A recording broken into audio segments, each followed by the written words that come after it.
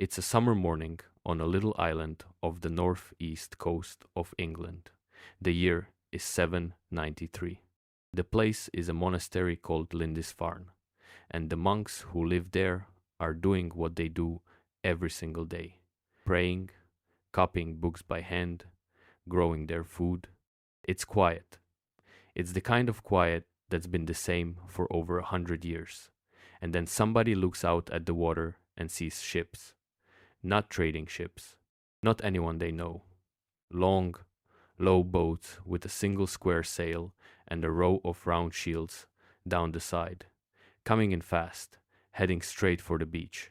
And the men on those boats are not coming to pray. That morning, whatever exact day it fell on, is the moment most people point to when they talk about the start of the Viking Age. So let's actually talk about it. Not the movie version with the horned helmets and the growling. What did a Viking raid really look like? Up close, on the ground, for the people it happened to, and for the men doing it. That's what I want to walk through. Let me start with who was living on that island, because it explains why they got hit. Lindisfarne was a holy place, one of the most important in all of England at the time. Monks had lived there since the 600s. It was tied to a beloved saint named Cuthbert, and people traveled from all over to visit his shrine. There's one more thing about the island that's worth knowing. At low tide, you can walk across the wet sand to the mainland. At high tide, the sea comes in and cuts the island off completely. So it was a place a little apart from the world, which is exactly what monks wanted. Peaceful, separate, safe. And over the years, that quiet, holy place had filled up with treasure, gold and silver crosses, cups and plates for the church services, books with covers wrapped in jewels and gold, gifts from kings and rich families, piling up for generations. Real wealth all sitting in one spot. To give you a sense of what a place like this could make, at Lindisfarne, some years before the raid, the monks put together a book we now call the Lindisfarne Gospels. It's a hand-painted copy of the four Gospels, page after page of tiny, glowing, unbelievably detailed artwork, the kind of thing that took one person years of patient work to finish. That book still exists today. You can go see it in a museum. And when you look at it, you understand why a raider might think a monastery was worth crossing the sea for. That's the kind of wealth we're talking about here. Not just coins in a box, beauty that took lifetimes to make. And here's the thing that made it perfect. Nobody was guarding any of it. It was a monastery. The men there were monks, not soldiers. There were no walls, no gate, no guards, no army. Why would there be? For 100 years, the biggest danger to a monk was a bad harvest or a hard winter. The sea wasn't a threat. The sea was just the sea, the thing that kept the world at a comfortable distance. So picture it: a pile of gold sitting near a beach, with nobody to defend it, and open water leading straight to the door. If you were a raider, you could not dream up an easier target. Now let's talk about the men in the boats. They came from Scandinavia, what we now call Norway, Denmark, and Sweden. And here's the first thing that surprises people. Most of them were not full-time warriors. Back home, they were farmers. They grew barley and oats, they kept animals, they fished the cold water, regular people with regular lives and families waiting for them. But some of them, in the summer, when the crops were in the ground and there wasn't much else to do, would climb into a boat with their neighbors and go looking for something worth taking. That's actually close to what the word Viking seems to have meant. It wasn't the name of a whole people. It was closer to a job or a thing you did. To go Viking was to go off raiding. A man could be a quiet farmer for 11 months of the year and a Viking for one. And while we're clearing things up, let me kill the horns right now. The horned helmet? Made up. There's no real evidence Vikings wore horns into battle. And honestly, think about it for a second. Horns on your helmet in a real fight would just give the other guy something to grab. The horned Viking comes from costumes made for an opera in the 1800s, more than 1,000 years after any of this happened. A real Viking helmet was a simple round cap of iron, if you were lucky enough to own one at all.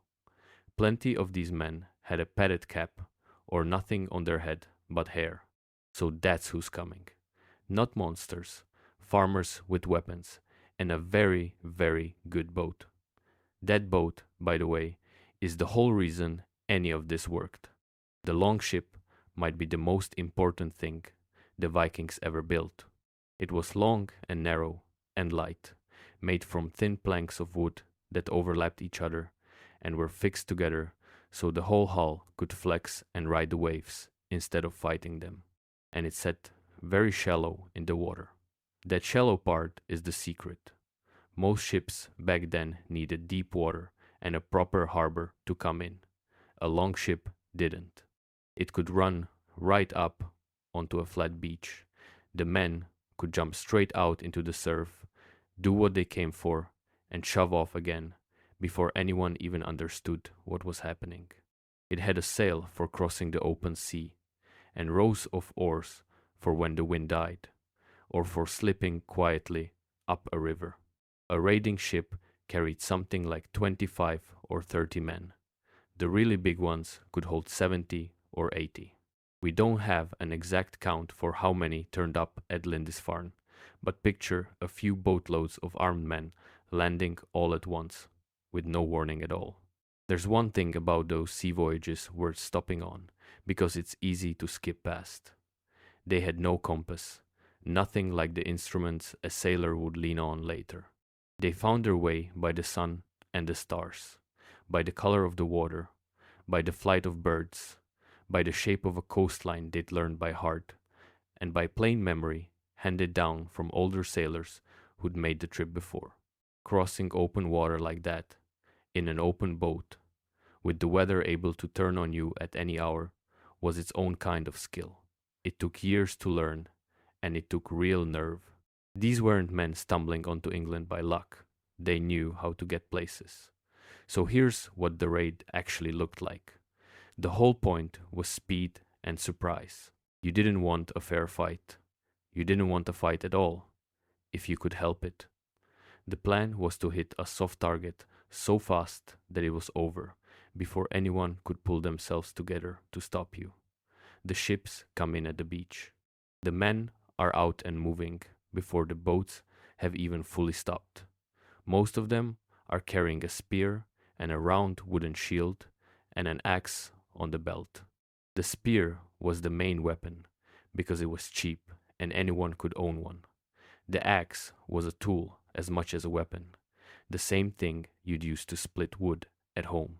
A few of the richer men have a sword, which was expensive and rare, the kind of thing a family passed down for generations and sometimes even gave a name. The very wealthy might have a shirt of chainmail. Most just had leather, thick cloth, and nerve. You've probably heard about berserkers, and this is a good spot to be honest about them. The word turns up in Old Norse poems and in sagas written down much later. It describes warriors who worked themselves into a wild fury before a fight, who battled like they felt no pain or fear, sometimes said to have worn the skins of bears or wolves. It's a great image. The trouble is, most of what we have about them was written long after the raiding age, so we can't really tell how much was a real practice and how much grew taller in the retelling. Some historians think there was something real behind it, maybe a kind of trained frenzy, maybe something they took to get worked up. Others think it's mostly legend. So when you picture the men on that beach, a few of them may have fought like that, or that may be the storybook version. We just don't know for sure. And they go straight for the buildings, straight for the church, because that's where the gold is. For the monks, there was no warning and no chance. 1 minute it's an ordinary morning, bells and prayers and bread. The next, there are armed strangers inside the walls, speaking a language nobody understands, moving fast and with a plan. Some of the monks were cut down right where they stood. We know that much from what people wrote afterward. Some were probably chased down as they ran, and some were dragged off toward the boats, alive, because a healthy young person was worth money too. That's a part of this that gets left out a lot. The Vikings took slaves. It wasn't just gold they were after. A captured monk, a young man or woman from a nearby farm, any strong, healthy person could be tied up, carried home, and sold. Slaves were one of the most valuable things you could bring back from a raid, and there were busy markets to sell them at. Some captives ended up doing hard labor on a farm in Scandinavia. Some were sold on, traded from hand to hand, and ended up hundreds of miles from home, in cities they'd never heard of. A raid wasn't only about grabbing metal, it was about grabbing people, and for the ones taken, it was the end of the life they knew. They took everything they could carry. The crosses, the cups, the jeweled book covers, anything gold or silver. They stripped the decorations of the altar, and whatever they couldn't take or didn't want, they smashed or burned. And then, probably within just a few hours, it was over. They were back in the boats, pushing off, out to sea, gone, long before any local lord could gather armed men and ride to the coast. By the time anyone with a sword actually showed up, there was nothing left to fight, just smoke and bodies, and an empty church with the doors hanging open. That's the part that's hard to picture if you're expecting a big dramatic battle. There was no battle. A raid like this was much closer to a robbery than a war. Fast, one-sided, and finished before the victims even fully understood what was happening to them. Now, how do we know any of this? And here's where I have to be honest with you, because this is the part that usually gets skipped. We don't have a Viking sitting there writing, "Dear Diary, today we raided Lindisfarne." The Scandinavians at this point weren't writing that kind of thing down. The famous sagas came centuries later. So almost everything we know about this raid comes from the other side, from the Christians who got hit. The best source is a man named Alcuin. He was an English scholar, a genuinely famous one, and at the time of the raid he was working far away at the court of Charlemagne, the great king over in mainland Europe. When the news reached him, he wrote letters about it, and those letters are basically the only real close to first-hand account we have. In one of them he wrote, and this is a real quote, "Never before has such terror appeared in Britain as we have now suffered from a pagan race." In another, he described the church of St. Cuthbert spattered with the blood of the priests of God, despoiled of all its ornaments. And you have to understand why this landed so hard on people at the time. It wasn't only that some men got robbed and killed, it was where it happened. This was a holy place, God's own house, the safest kind of ground there was. Attacking it was almost unthinkable. And the men who did it weren't even Christian, so they felt no fear of the place at all. To the people of England, it was as if the rules of the world had just broken. If pagans could burn down a house of God and simply sail away, then nothing was safe. That fear, more than the gold, is what really spread. But you also have to remember what Alcuin himself was. He was a churchman, and to him this wasn't only a robbery, it was a sign from God. He truly believed the raid was a punishment, that God was angry at the English for their sins and had sent these pagans as a warning to shape up. So when you read his letters, you're getting real horror and real grief, no doubt about it. But you're also getting a very particular spin on the whole thing. He is not a calm, neutral reporter. He's a frightened, religious man trying to make sense of something that didn't make sense to him. The other big source, a set of yearly records we call the Anglo-Saxon Chronicle, was mostly written down later, not on the day it happened, and it actually gives the date as the 8th of January. But a lot of historians don't buy that, because January is a brutal time to be crossing the North Sea in an open boat. Summer, when the seas are calmer, makes a lot more sense for a raid, so you'll often see the date given as June instead. The honest truth is we're not completely sure exactly when in the year it happened.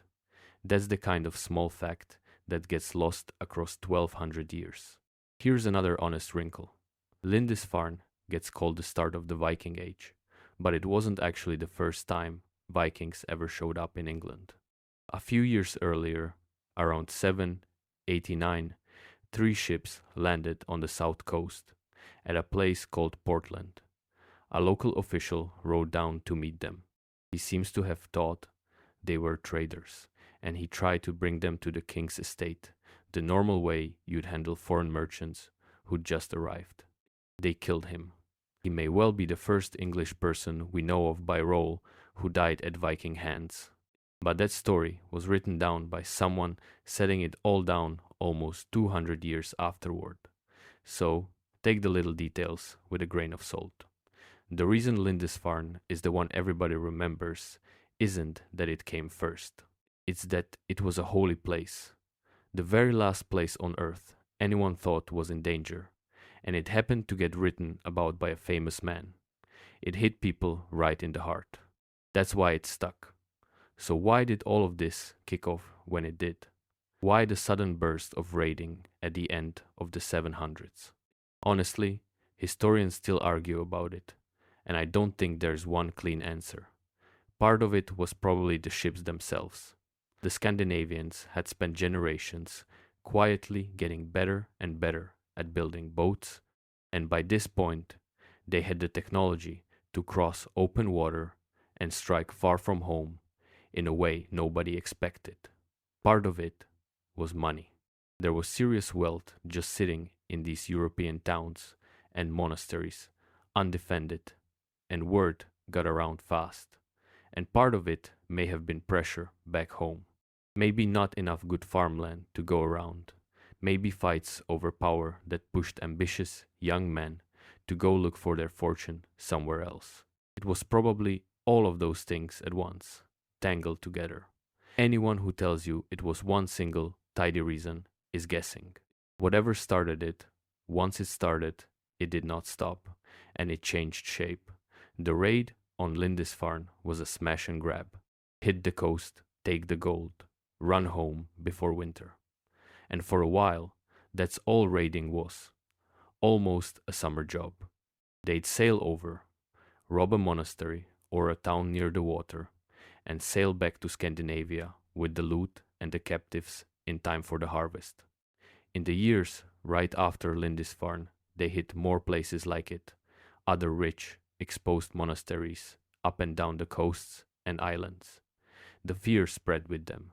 But over the next few decades, the raiders got bolder, the bands got bigger, and at some point they worked something out. Why sail all the way home every single winter? Why not just stay? So they started spending the winter in England instead of leaving, building fortified camps and using them as bases to strike deeper inland, further from the safety of the sea. And then, in 865, the whole thing leveled up completely. A huge combined force landed in England, one that later writers called the Great Heathen Army. This was not a raiding party anymore. It wasn't there to grab some gold and leave by autumn. It was there to take the land itself. Over the years that followed, these armies conquered kingdom after kingdom, and Scandinavians started actually settling in England, farming it, living on it, staying for good, and mixing into the country until their blood and their words became part of it. And it wasn't only England, not even close. Once the raiding really got going, Scandinavians turned up almost everywhere they could reach by water.